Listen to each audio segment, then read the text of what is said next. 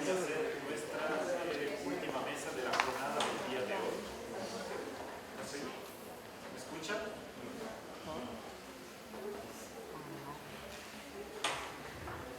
¿Aló? Ahí sí. Esta viene a ser nuestra última mesa de la jornada del día de hoy. Lleva por nombre la mediación a través del diálogo.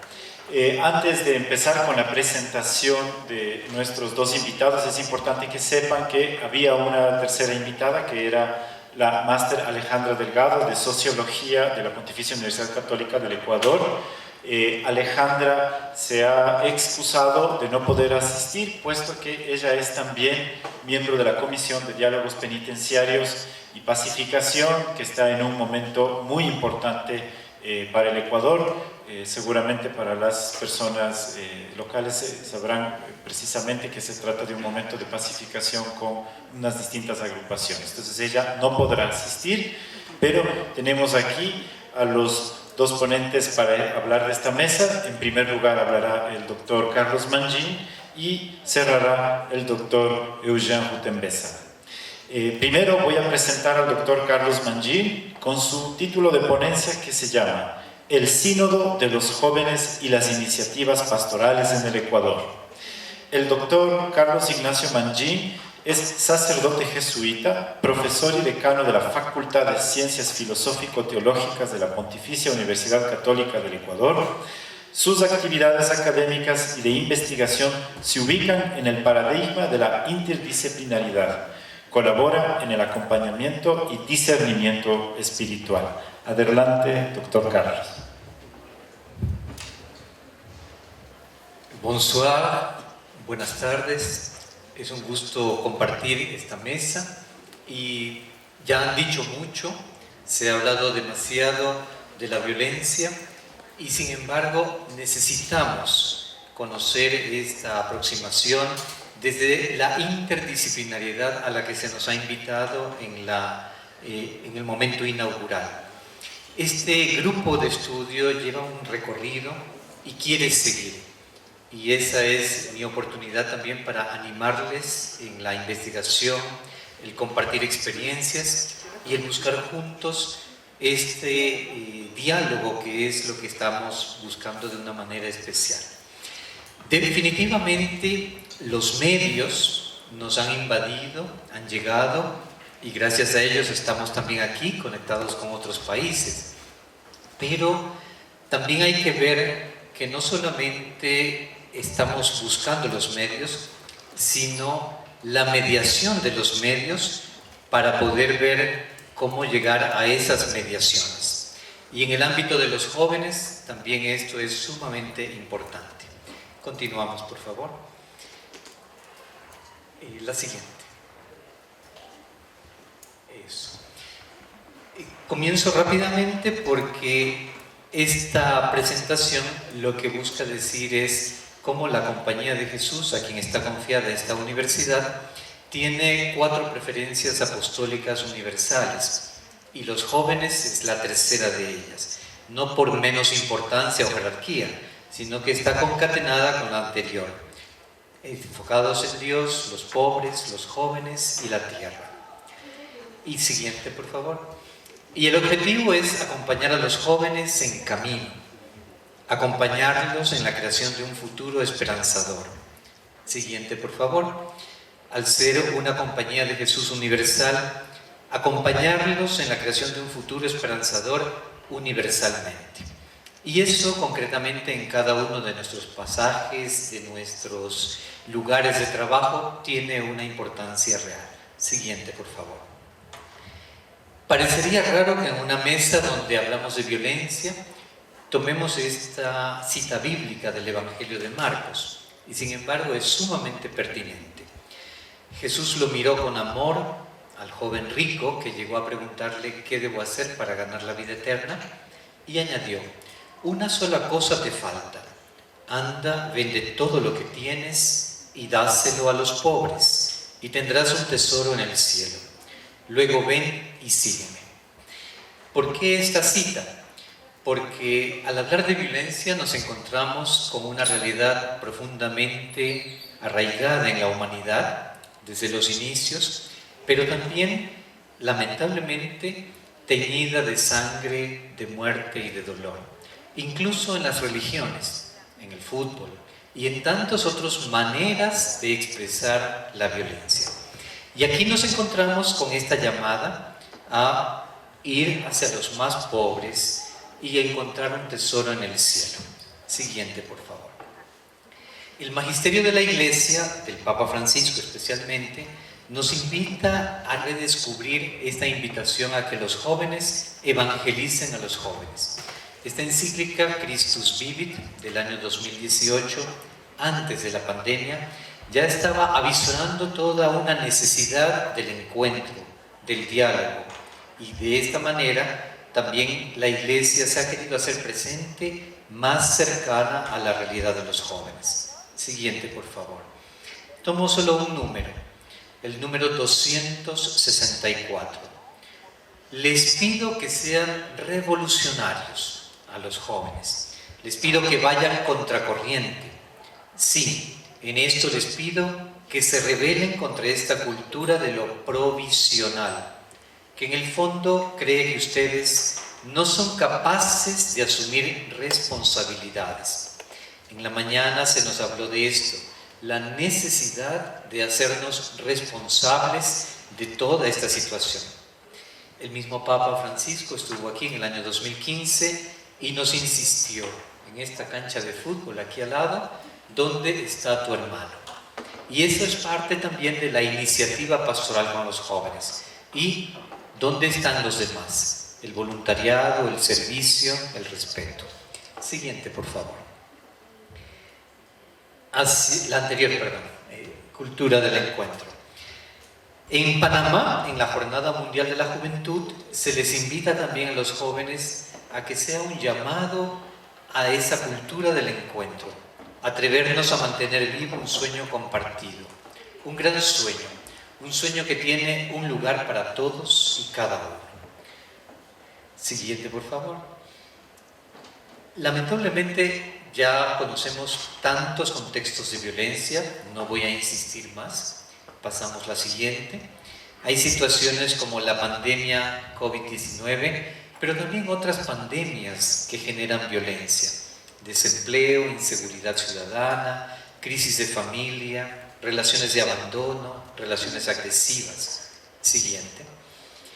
Hay muchas problemáticas de tipo personal, de pérdidas, muerte, a nivel familiar, a nivel de la jurisprudencia. Hay problemáticas legales, la que mencionábamos al inicio, todo el sistema de cárceles, de narcotráfico, de redes, donde los jóvenes son parte de este grupo especial al que se dirige la violencia. Sexuales, educativas, paternas, maternas, y también de otro índole, que causan que esas problemáticas incidan directamente en la realidad del mundo juvenil. Siguiente. En esta era digital, son los jóvenes los que pueden unirse como nunca antes lo han hecho. Y lo han utilizado, han hecho de los medios una mediación. Una mediación que puede tener distintos resultados, distintos puntos de partida, pero que buscan ese encuentro. Siguiente. No voy a repetir esto. Siguiente, ya lo hemos escuchado muchísimo. En la metodología, exactamente. Aquí nos encontramos con este método tan particular de la teología latinoamericana: ver, juzgar, actuar. Pero como ha corrido mucha agua bajo el puente, también hay que evaluar y celebrar. Por lo tanto, el ver es partir de la realidad de los jóvenes y de su entorno. El juzgar es fortalecer el proceso de formación de los jóvenes y la conciencia crítica, pero no dar haciendo, sino realmente dejar que los jóvenes sean protagonistas. Actuar mediante experiencias de crecimiento personal y comunitario que contribuyan al desarrollo tanto de la fe como de la justicia. Evaluar en un seguimiento y proyección en el tiempo y celebrar a través de distintas iniciativas pastorales que a continuación voy a mencionar. Siguiente. Los jóvenes se apropiaron desde mucho antes de las tecnologías, las exploraron, buscaron de qué manera llevarlas al límite de lo social, a veces sin pudor, pero aprovechando de esos medios para decir, aquí estamos. Y en ese camino se pudo hacer también todo un recorrido importante. Siguiente. En ese mundo de la tecnología digital, estas herramientas virtuales fueron las que les permitieron a los jóvenes ser sumamente clave en toda la familia. Cuando había un problema tecnológico, se llamaba al joven. Oye, ayúdame. A sus padres, a sus abuelos. No sé qué pasa, no me permite ingresar. Los jóvenes tuvieron esta capacidad de acceder casi intuitivamente y poder desarrollar otro tipo de talleres juveniles para los mismos jóvenes.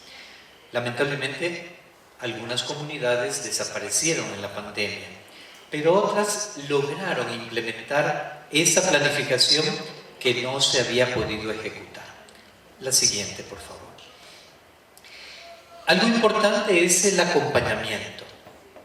Los mismos jóvenes asesoraban a otros jóvenes, no tuvieron miedo de poner en práctica toda esta búsqueda de la propuesta pastoral que en esas iniciativas se habían dado.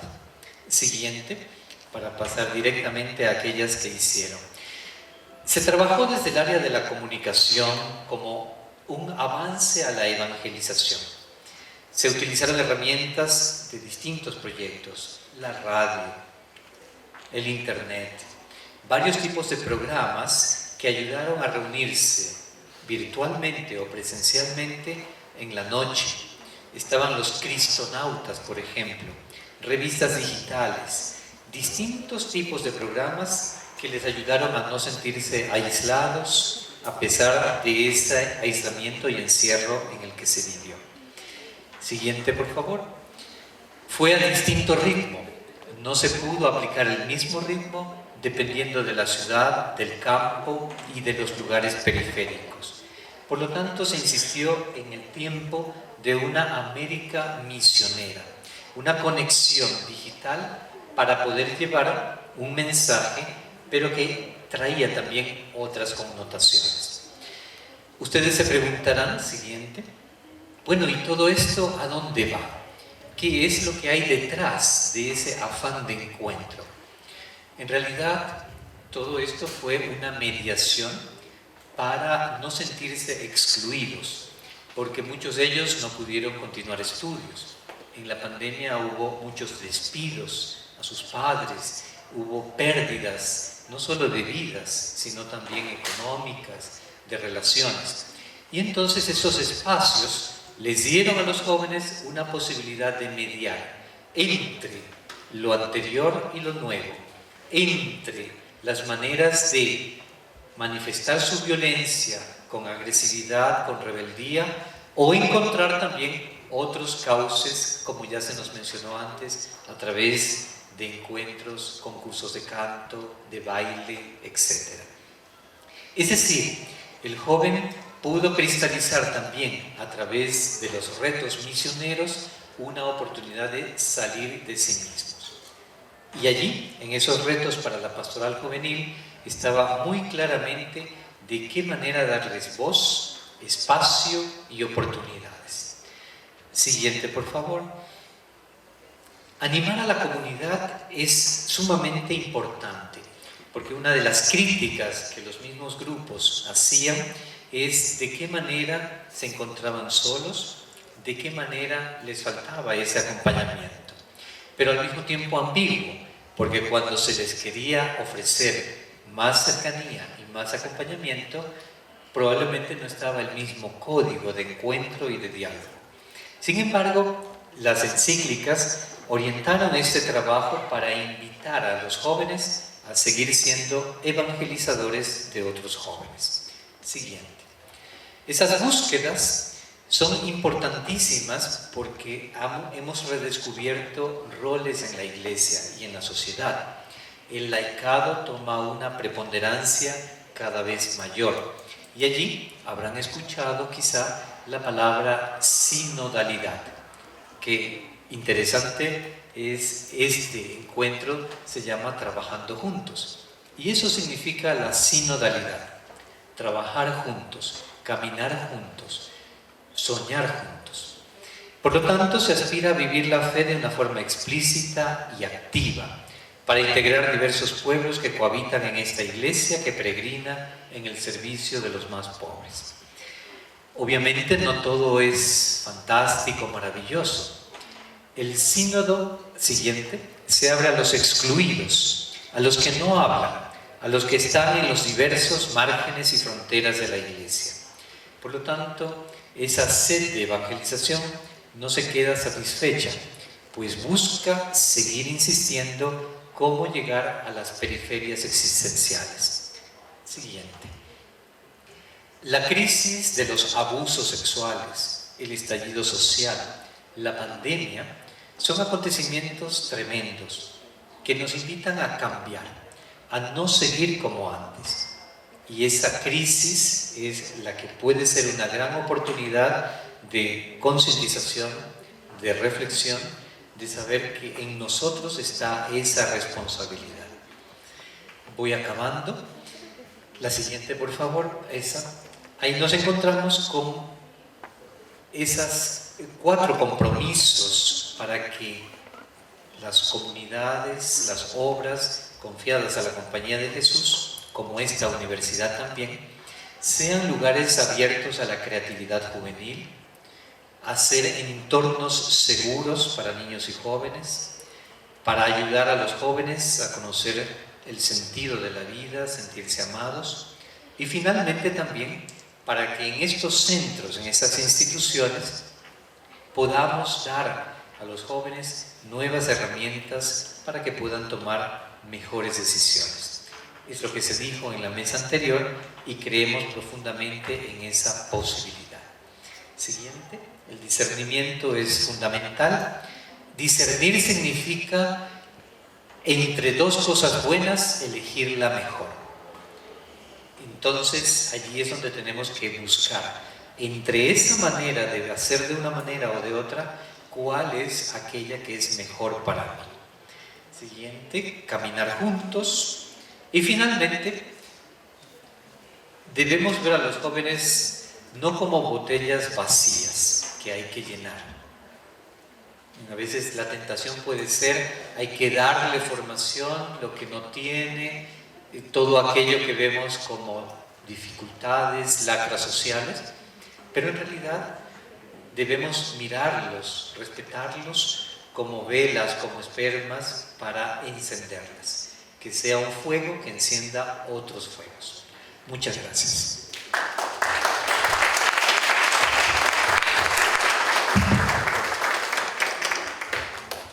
Muchas gracias. A continuación vamos a presentar al doctor Jean Rutenbesa, que nos trae como tema la clínica penitenciaria para adolescentes en conflicto con la ley, una experiencia de apoyo psicológico a los adolescentes presos en Ruanda. El doctor Rutenbesa es investigador y profesor asociado del Departamento de Psicología de la Universidad de Ruanda, coordinador de CUNISAM. A su vez, es ampliamente reconocido por su trabajo relacionado con el trauma y la resiliencia resultante del genocidio en Ruanda. Adelante, doctor.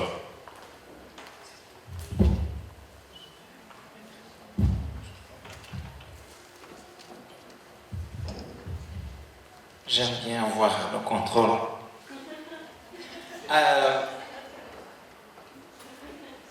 Je vais commencer, on est dans cette ambiance avec le Padre, par une citation de Jésus aussi, que les derniers seront les premiers seront les derniers. On est le dernier, mais on va passer les premiers.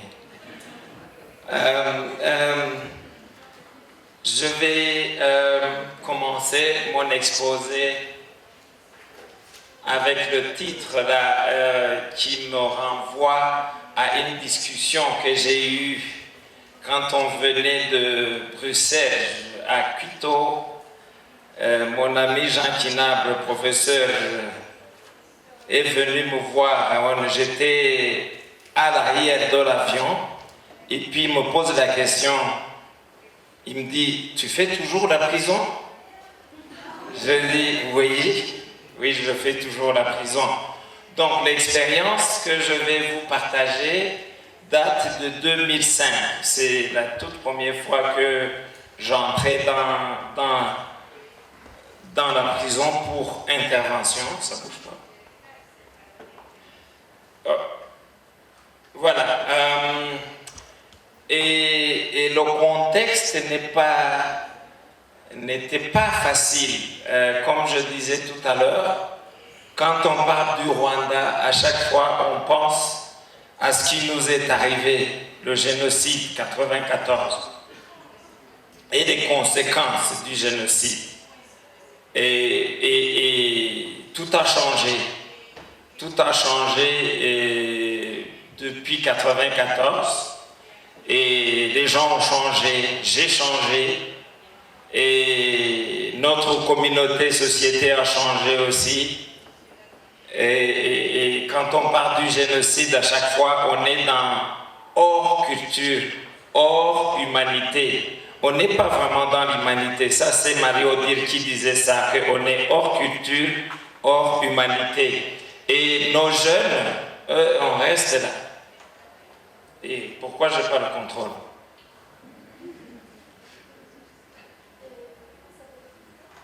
Voilà, ça y est. Nos jeunes, qui sont nos jeunes avec qui je travaille, certains jeunes, en 2005, c'était des orphelins du génocide 94. Et les autres, c'était des jeunes qui venaient des familles très compliquées, des familles des génocidaires par exemple, des hommes qui étaient incarcérés dans des prisons, mais en même temps avec leurs enfants. C'était des jeunes qui ont commis des crimes comme l'infanticide, les violences sexuelles, la drogue, etc. Voilà, c'est le contexte de nos jeunes à cette époque avec des familles aussi en conflit.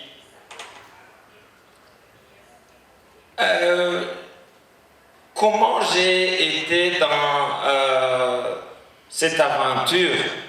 J'ai été dans cette aventure à travers cette organisation, ça s'appelle l'idée Dignité en détention, qui a été fondée en 92, toujours avec cette idée d'aider les jeunes qui étaient, à l'époque, on ne faisait pas la différence entre la prison des jeunes et la prison des adultes. Ils étaient toujours mêlés et ils étaient ensemble.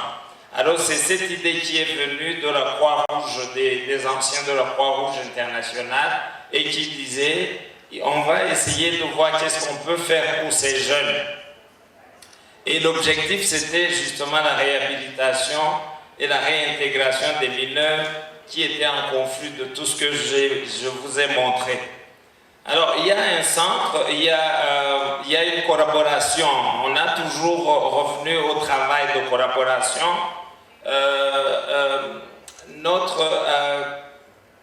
Le Rwanda travaille main dans la main, les institutions publiques et les institutions privées travaillent main dans la main. Par exemple, ça c'est le ministère de la Justice qui est en charge de ces jeunes et des prisons. C'est le Rwanda Correctional Service qui est en charge de toutes les prisons rwandaises et la Commission des droits de l'homme. L'idée de travailler avec les trois institutions. Et comme je disais tout à l'heure, quand je suis arrivé, je venais comme quelqu'un qui a, cet héritage du génocide.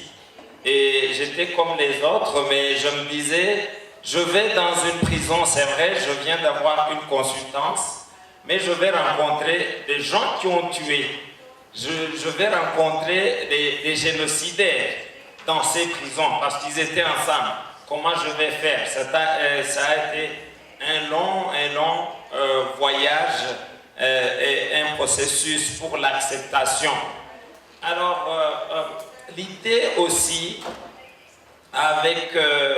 j'étais avec un collègue, un psychologue, qui était plus âgé que moi, qui me conseillait souvent. Et l'idée, on nous avait demandé d'imaginer un dispositif pour aider ces jeunes, pour la réhabilitation, le retour dans la communauté. Et c'était à nous de voir qu'est-ce qu'on peut faire pour ces jeunes. Alors, on a commencé à se dire, je fais partie des gens depuis 99, des gens qui avaient commencé à penser autour d'une résilience communautaire, interculturelle, et on a inventé le concept de résilience dans la langue, dans ma langue, Kinyarwanda, pour dire Ubudaheranwa. Et là, ça nous renvoyait justement à certaines expressions et à ce que certains auteurs avaient souligné pour ces gens qui ne se découragent pas, qui ne se laissent pas abattre. Mais on ne voulait pas voir la résilience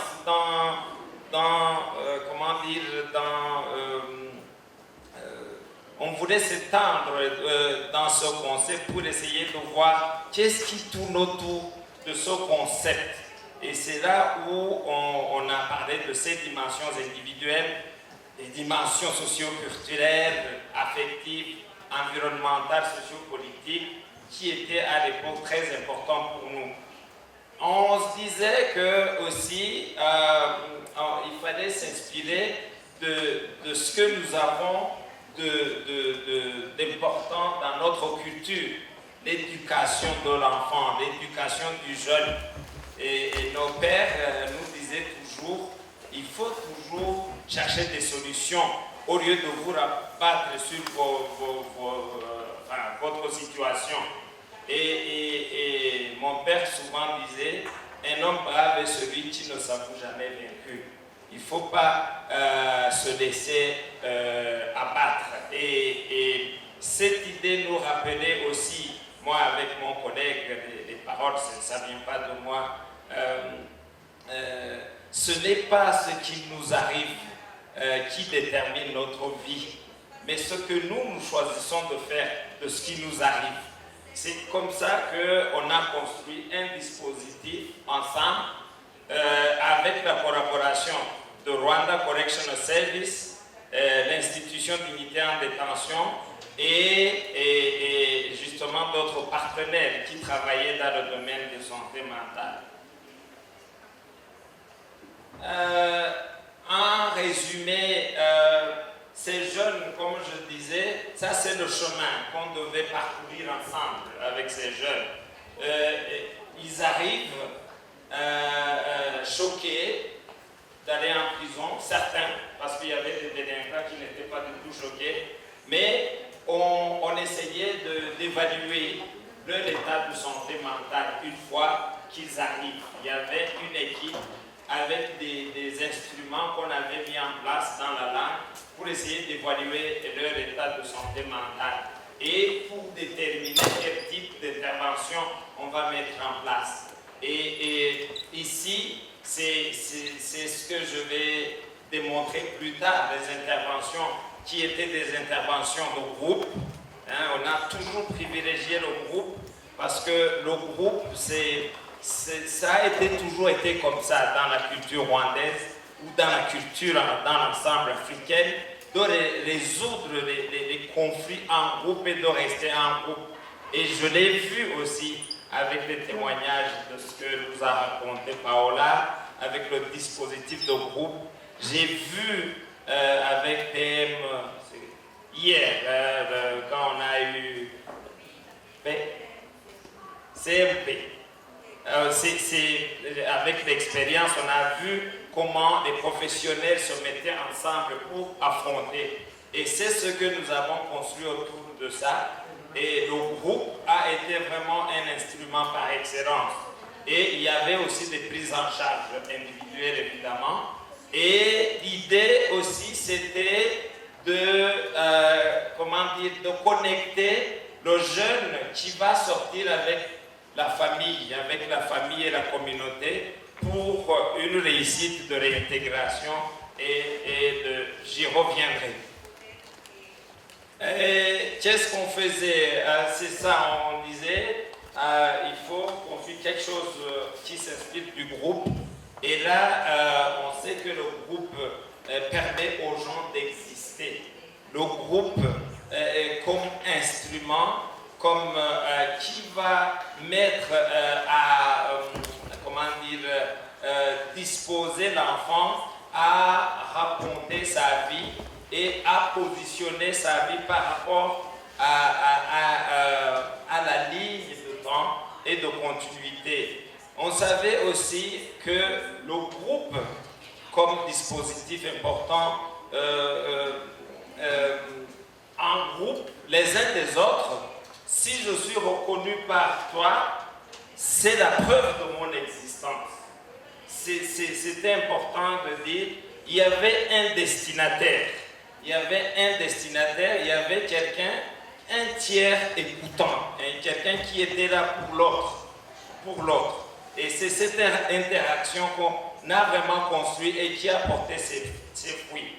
Alors on revient aussi avec le groupe des propos de Caïs, parce que ça travaille l'intra-psychique de moi, qui vient de moi, intra, mais inter aussi, par la connexion, et transpsychique. Et on sait que le sujet est toujours inter-sujet. Vivre, c'est vivre avec l'autre. Voilà, ça, on a aussi construit d'autres approches qui vont dans le sens d'art-thérapie, le théâtre.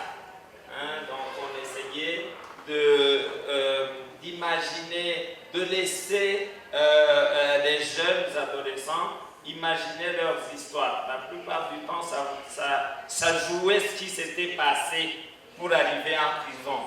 Et ça aussi, comme les jeunes aiment aussi danser, alors là, on n'était pas vraiment structuré comme Tanguy, mais on savait que la danse, c'est l'expression, c'est l'émotion, ça exprime le sentiment aussi. C'est à travers la danse moderne et traditionnelle, qu'on avait construit. Des fois, j'avais remarqué qu'à un certain moment, il y avait la troupe nationale qui étaient des prisonniers qui étaient emprisonnés dans cette prison.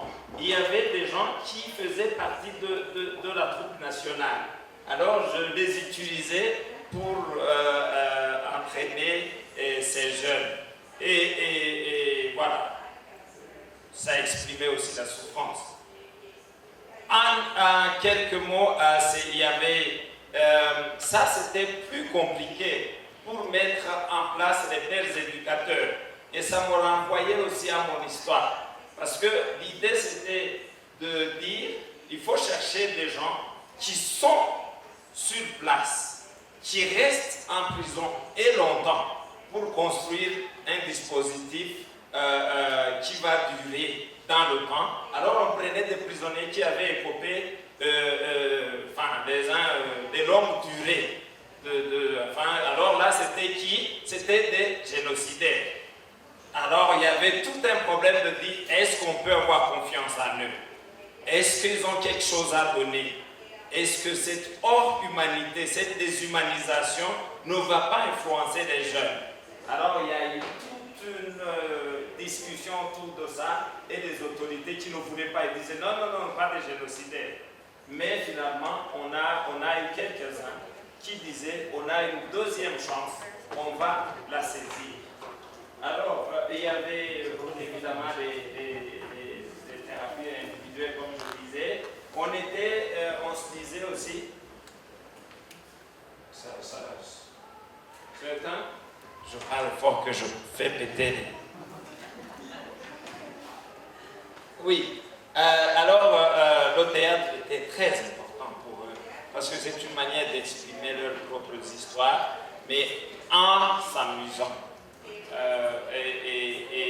Et aussi de connecter toujours avec l'environnement. Deuxième élément, on se disait, voilà ce qu'on a fait, mais il fallait le montrer à travers une étude. J'ai pris une étudiante en master pour essayer de mettre en place une étude qualitative pour essayer de voir qu'est-ce qui a fait que ces jeunes ont réussi dans la communauté après avoir sorti. Et là, c'est cette recherche avec une étudiante de master où on a pris 30 participants et c'était le snowboard approche, cours de neige, si je trouve un, etc.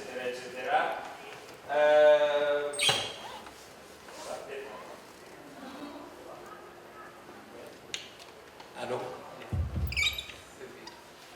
Voilà. Les critères d'inclusion, c'était avoir été dans cette prison des mineurs pendant 6 mois ou plus. Et avoir été sorti pendant... non, pas avoir été dans cette prison. Avoir été dans cette prison, non. Qu'est-ce qui se passe? Peut-être celui-là. C'est bon? Voilà, deuxième critère d'inclusion, avoir été sorti 6 mois ou plus. Et le critère important, c'est avoir réussi dans son intégration. On a été chercher ces gens qui ont réussi, ces jeunes qui ont réussi. Et la question, c'était de se demander pourquoi, qu'est-ce qui a fait que vous avez réussi après la sortie. Et ce n'était pas évident de dire il a réussi. Il y avait des critères objectifs qu'on a posés. Il y avait un outil du bien-être. Donc, on a fait passer ces jeunes le questionnaire du bien-être. On a essayé de leur faire passer le questionnaire sur les facteurs de risque et de protection. Et il y a eu des entretiens et puis on les a eu les 30. Enfin, ça c'est le côté éthique. Dès le départ, on avait ces jeunes, c'était des jeunes qui avaient des parents qui les avaient négligés, les violences conjugales, conflits familiaux, le génocide, la pauvreté, la précarité, etc., etc. Ça, c'est ce ils ont bénéficié au moment de l'incarcération. Alors, dans les conclusions, on a toujours privilégié l'interdisciplinarité, le travail en équipe. On avait construit avec mon collègue ce que l'on avait appelé une cure institutionnelle où on va impliquer tout le monde. Le directeur de prison, les psychologues qui étaient là, les assistants sociaux, les gardiens de prison, c'est tout le monde qui devait être formé à une rencontre, empathique, positive avec ces jeunes. Et la collaboration aussi avec les institutions publiques. Alors, tout a été question d'attachement sécure. Et l'attachement sécure, c'était la prison parce qu'ils évoluaient dans ces prisons. Mais l'attachement aussi, c'est cette construction qui était de construire des tuteurs de résilience depuis la prison jusqu'à la communauté. Voilà, et le modèle d'intervention, c'était ça. Il y avait la prise en charge des approches individuelles. Il y avait aussi le lien, un travail avec les familles de ces jeunes. Et il y avait aussi le travail dans la communauté.